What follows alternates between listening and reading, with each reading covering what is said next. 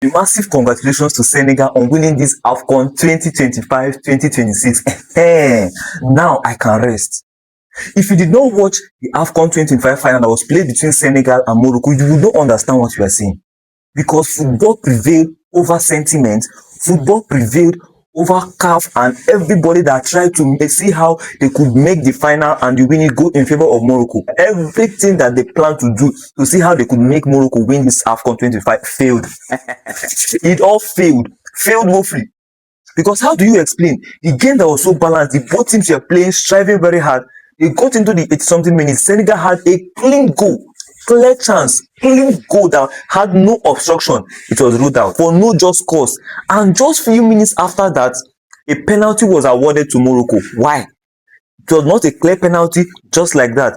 And my man of the match were the fans of the Senegal, who were ranting the whole place and destroying and scattering the stadium, that made Senegal to leave the pitch and say they were not going to play again if they gave the final to Morocco.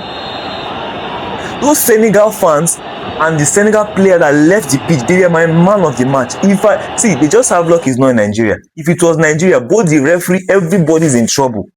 Because how do you explain that? If this was clear robbery on broad daylight. Senegal scores a goal, you disallowed it for no reason. You didn't even check, nothing. You didn't explain to us why you're disallowing the goal.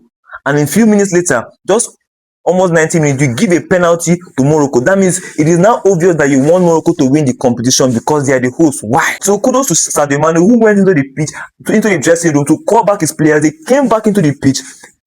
Morocco took the penalty and missed it in a world final, in an Afcon final. In a moment like this, you had the last opportunity. You had the last opportunity to put your name in the heart of people that you gave the winning goal in the Afcon. You had the chance to give your nation the win, to give your nation the trophy, to play a simple penalty, to play it at your best, and you're doing a panenka. What is that? Are you Pele, or are you Zidane, or who are you, or are you Lionel Messi? You're playing a penalty, trying to chip the goalkeeper.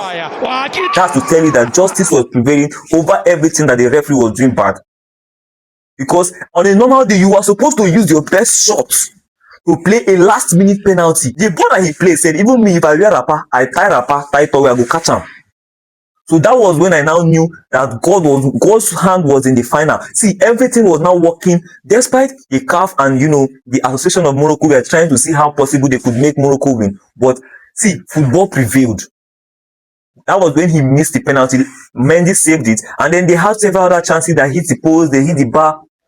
Then what a goal from the Senegal player. What a shot. There was nothing we didn't see in this game. We saw fights, we saw perseverance, we saw quarrels, we saw players leave the pitch, we saw players coming to the pitch, we saw daylight robbery, we saw football prevailing, we saw the god of soccer come to stand in for Senegal. I'm so happy for Senegal. I'm so happy for Sadio Mane. They've won 2 Afcon in the past 3 Afcon competition. That's a lot. I would have been sad and I would have felt bad that Morocco went on to win this Afcon 2025, because in fact since they started doing all this mago and everything, I lost interest in watching. I said I was not going to watch the Afcon again, but somehow when I saw the whole drama and all of that, I decided to go and let me go and watch a little. That was when we saw drama. It mustn't be that because you are the host nation, you have to win the Afcon by default. No, that's not how it's done. You see even the great Brazil hosted the FIFA World Cup 2014 and they did not win it.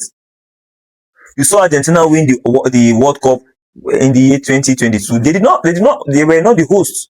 You mustn't be the host to win it. You saw Russia host the World Cup in 2018. They didn't go to win it. The things that went into this match, when the penalty was given to Morocco, calls were flying in. Calls from different officials, calls from different management, calls from the board, calls from different places, calls from different authorities were coming into the game to decide what was going to happen.